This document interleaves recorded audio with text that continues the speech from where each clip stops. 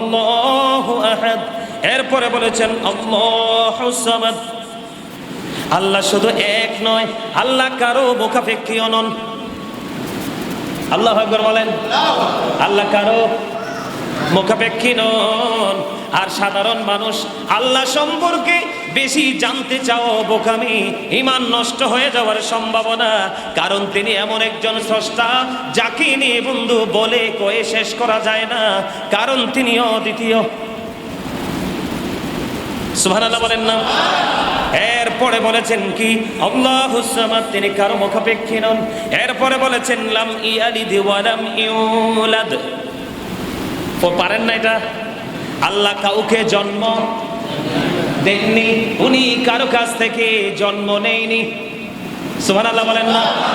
ওয়া লাম ইয়াকুল লাহু কুফুয়ান আহাদ। পড়ছেন না?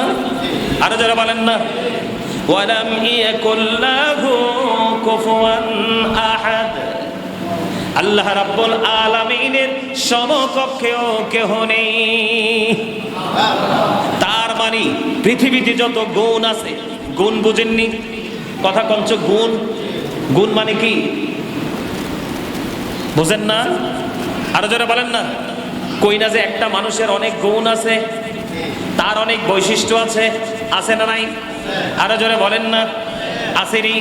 পৃথিবীতে যত গুণ আছে, পৃথিবীতে যত বৈশিষ্ট্য আছে, পৃথিবীতে যত সৌন্দর্য আছে, সব কিছুর চাইতে শিরক মুক্ত হলো আপনার আমার রব। এই বিশ্বাস আপনার আমার মধ্যে রাখতে হবে। ইমানদাররা কি বলে জানেননি? যারা ইমান মজবুত ইমানদার, টেকসই ইমানদার, তারা যখন পৃথিবীতে সুন্দর কোনো কিছু দেখে, তারা তখনই বলে ওঠে আল্লাহ গো, তোমার সৃষ্টি এত সুন্দর, না জানি তুমি স্রষ্টা আরো কত সুন্দর। ঠিক না বলেন? আরো যারা বলেন না। আমি একটা সঙ্গীত লিখেছিলাম, মনে পড়ছে, গাইবে একটু? গাইব? হ্যাঁ গাইব? হ্যাঁ মা গো, শব্দি রাজি। আলহামদুলিল্লাহ বলেন।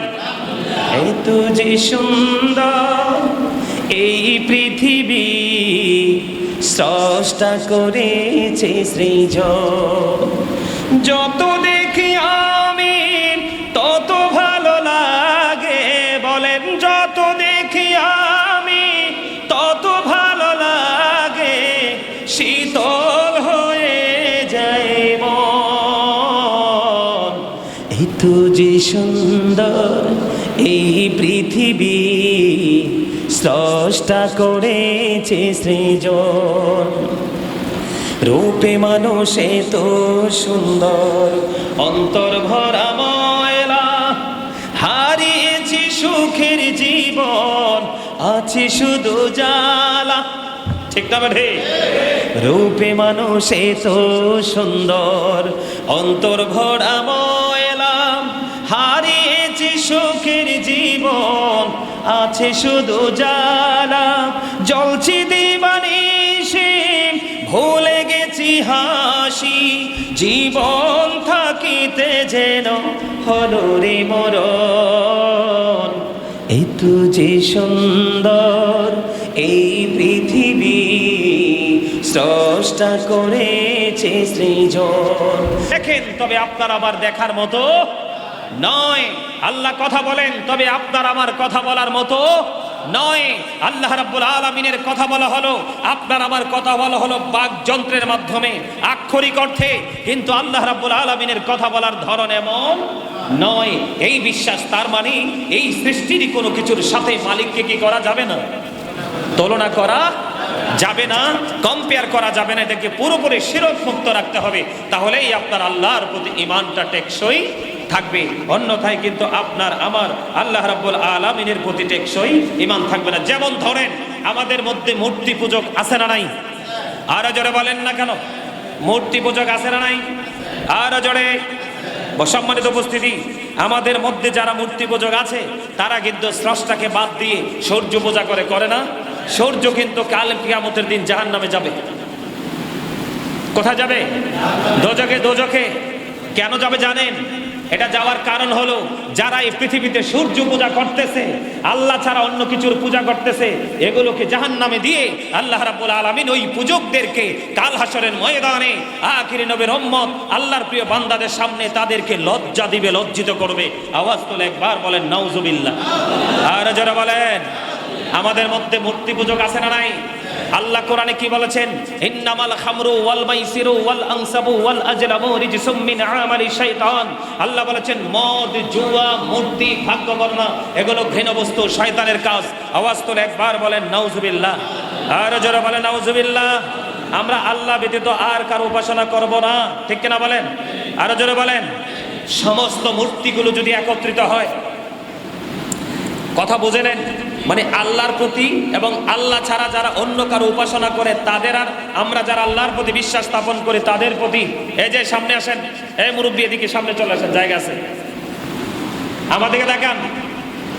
সমস্ত মূর্তিগুলো যদি একত্রিত হয়, সমস্ত মূর্তিগুলো যদি একত্রিত হয়, একটা মাসি কি বানাতে পারবে? কথা বলে না, আর জোরে পারবে?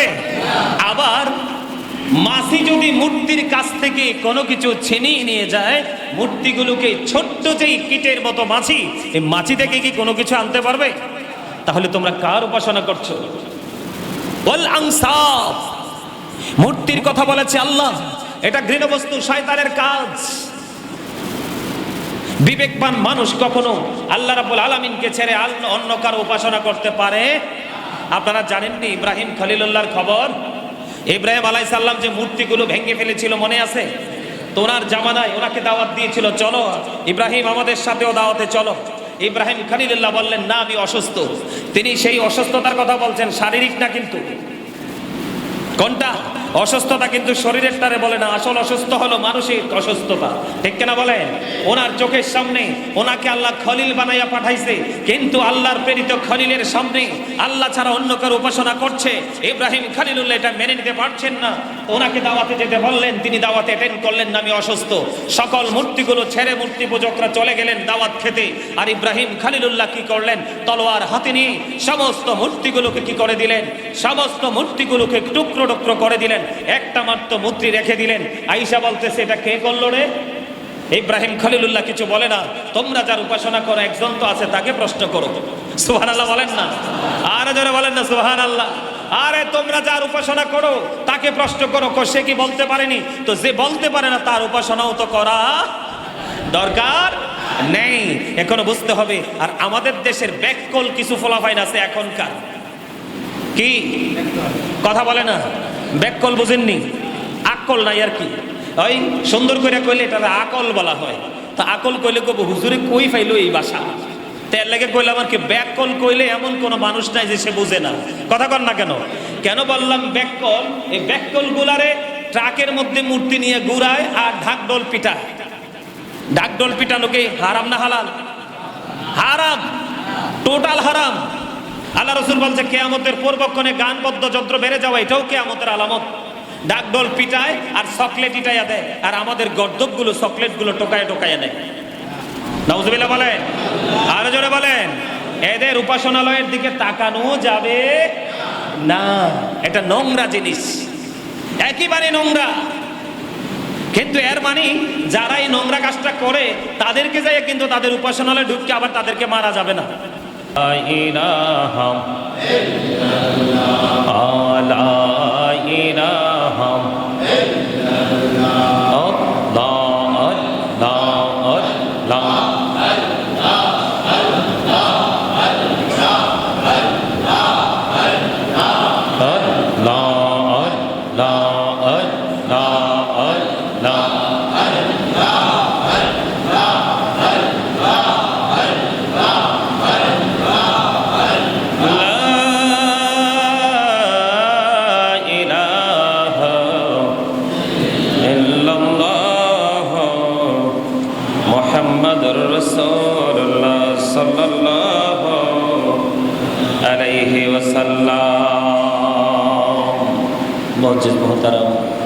আসসালামু আলাইকুম ওয়া রাহমাতুল্লাহি ওয়া বারাকাতুহু।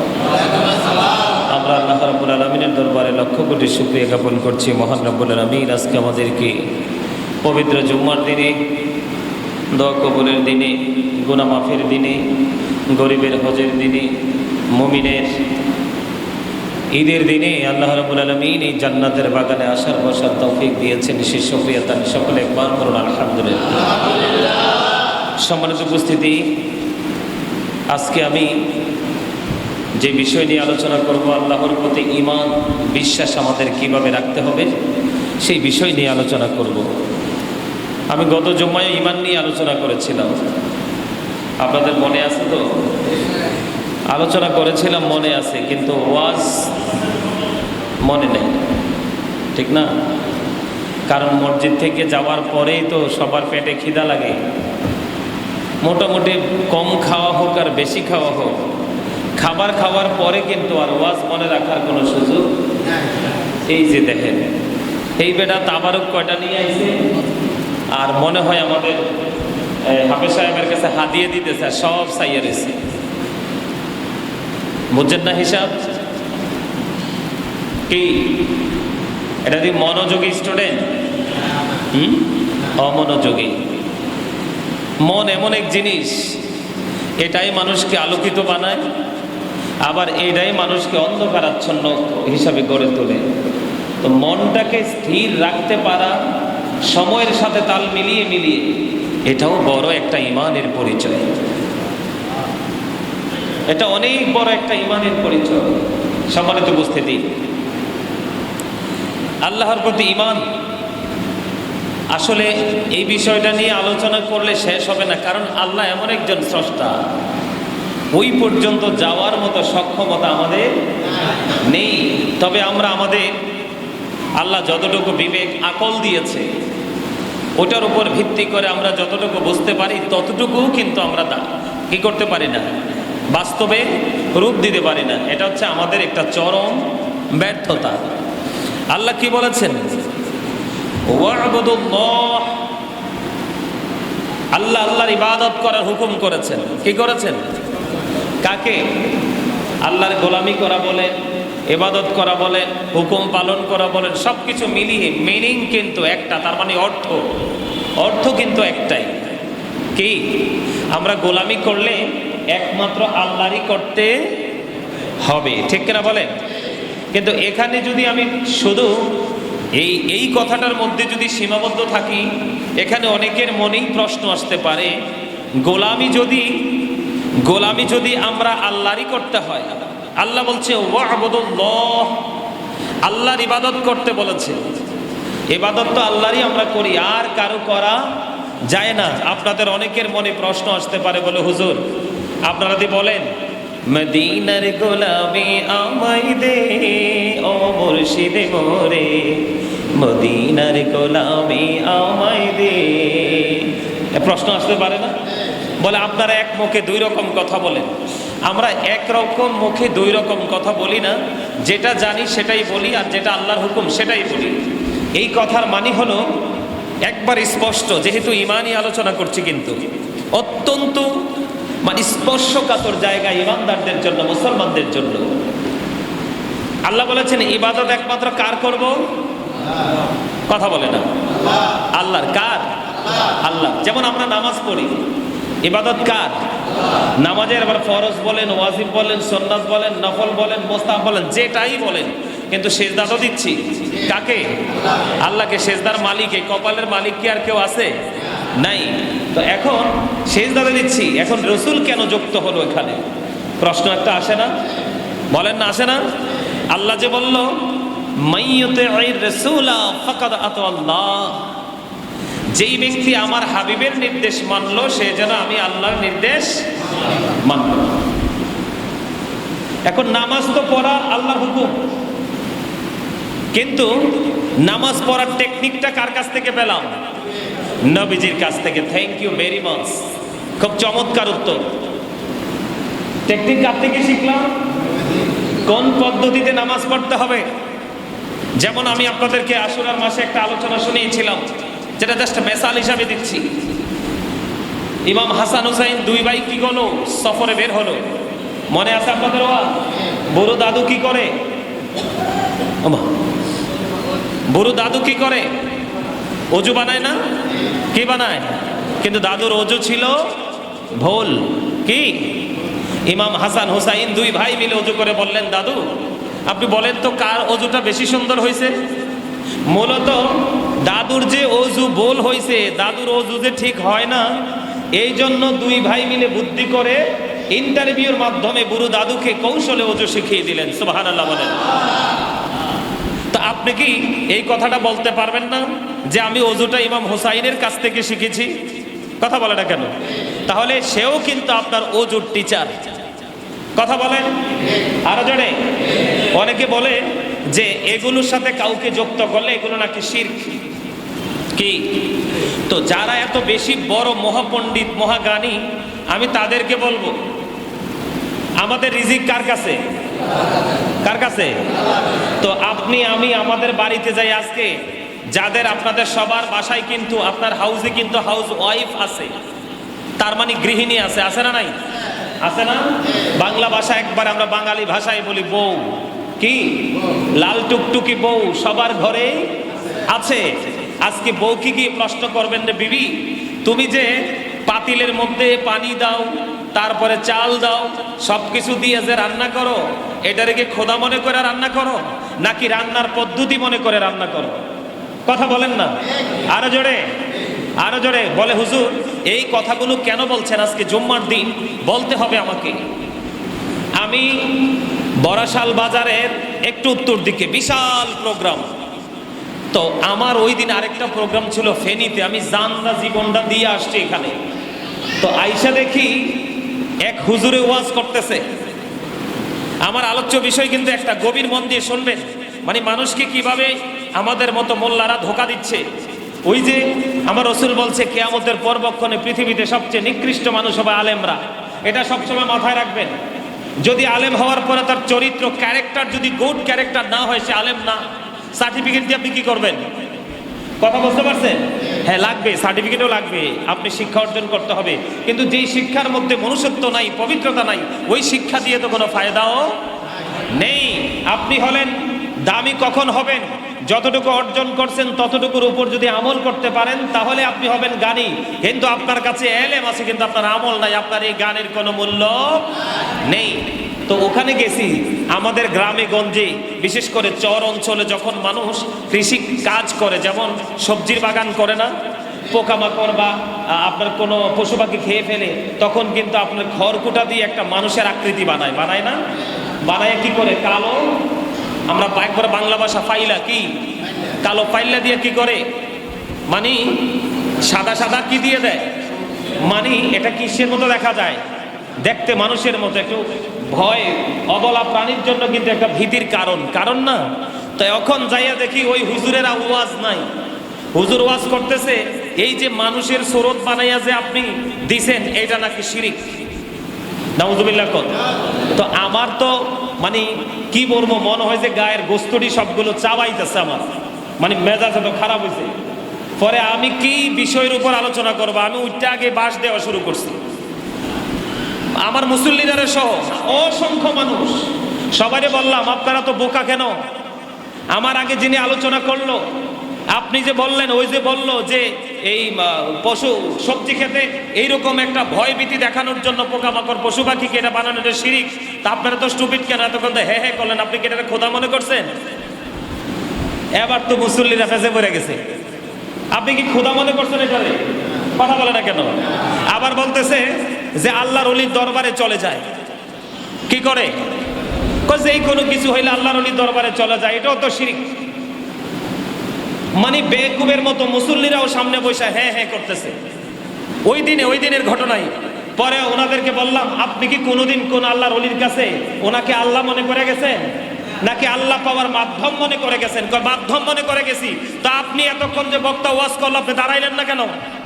যে হুজুর আমরা এখানে শিখতে এসেছি, আপনি আমাদেরকে বিভ্রান্তি করবেন না, কারণ আমরা কখন আল্লাহর ওলিদের দরবারে আল্লাহ মনে করে যাই না। ঠিক কিনা বলেন?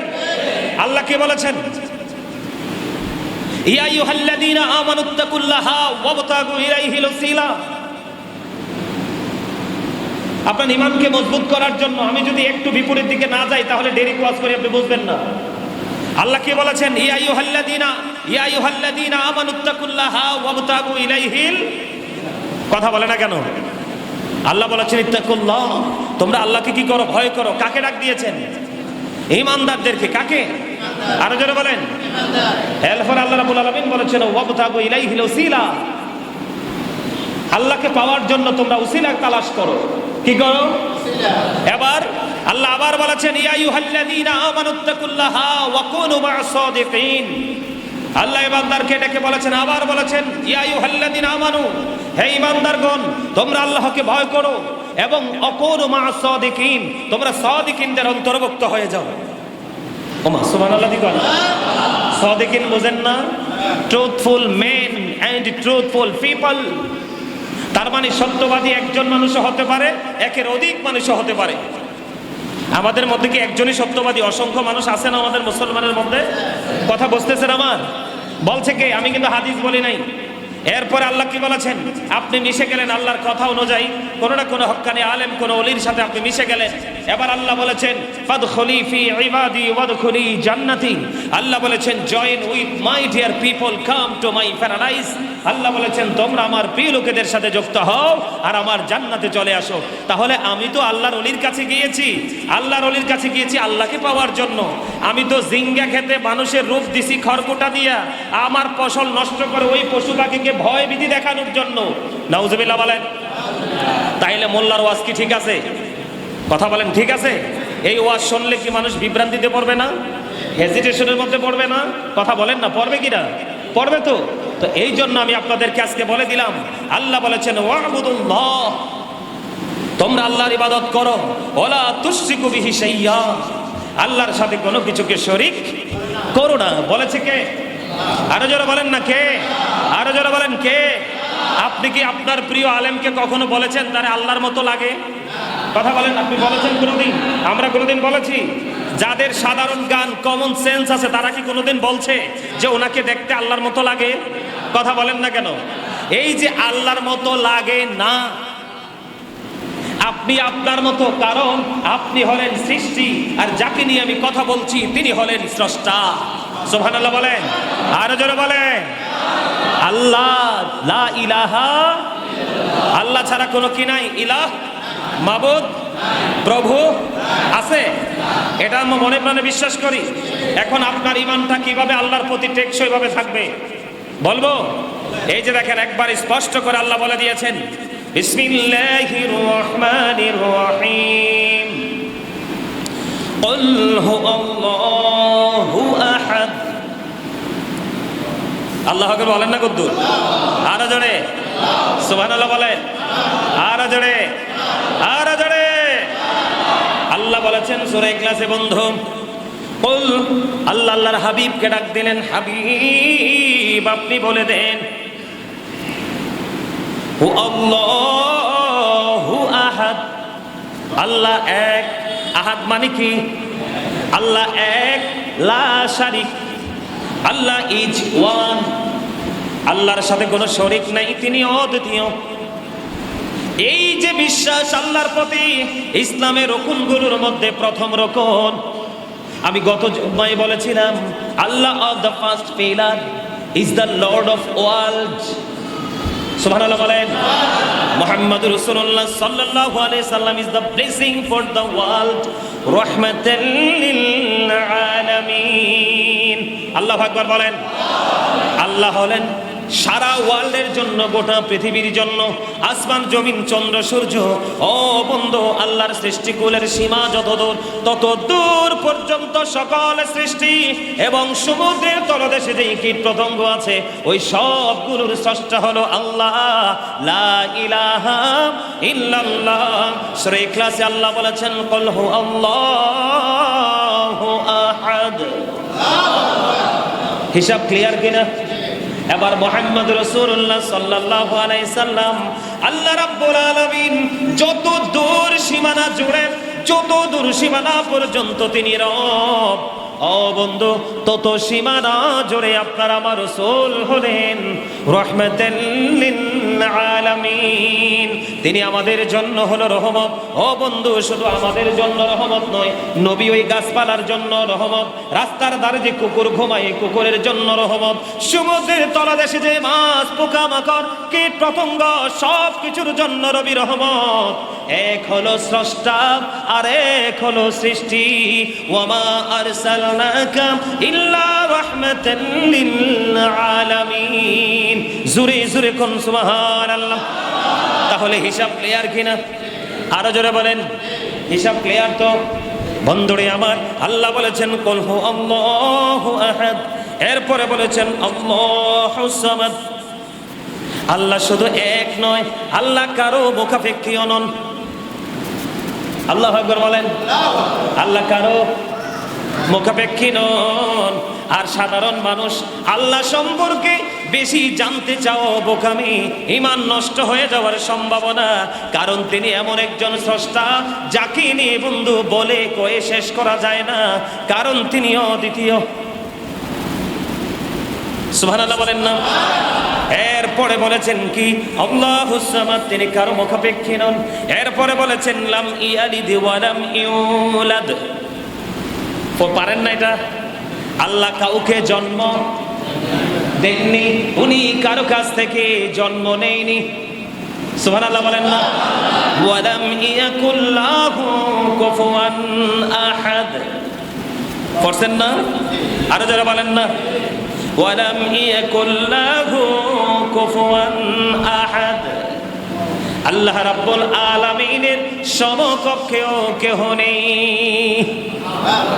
তার মানে পৃথিবীতে যত গুণ আছে, গুণ বুঝেননি? কথা কঞ্চ, গুণ, গুণ মানে কি বুঝেন না? আরো যারা বলেন না? কই না যে একটা মানুষের অনেক গুণ আছে, তার অনেক বৈশিষ্ট্য আছে, আছে না নাই? আরো জোরে বলেন না? আসেনি? পৃথিবীতে যত গুণ আছে, পৃথিবীতে যত বৈশিষ্ট্য আছে, পৃথিবীতে যত সৌন্দর্য আছে, সব কিছুর চাইতে শিরক মুক্ত হলো আপনার আমার রব। এই বিশ্বাস আপনার আমার মধ্যে রাখতে হবে। ইমানদাররা কি বলে জানেননি? যারা ইমান মজবুত ইমানদার, টেকসই ইমানদার, তারা যখন পৃথিবীতে সুন্দর কোনো কিছু দেখে, তারা তখনই বলে ওঠে, আল্লাহ গো, তোমার সৃষ্টি এত সুন্দর, না জানি তুমি স্রষ্টা আরো কত সুন্দর। ঠিক কিনা বলেন? আরো যারা বলেন না? আমি একটা সঙ্গীত লিখেছিলাম, মনে পড়ছে, গাইবে একটু? গাইব? হ্যাঁ গাইব? হ্যাঁ মা গো, শব্দি রাজি। আলহামদুলিল্লাহ বলেন। এত যে সুন্দর এই পৃথিবী, স্রষ্টা করেছে সৃজন।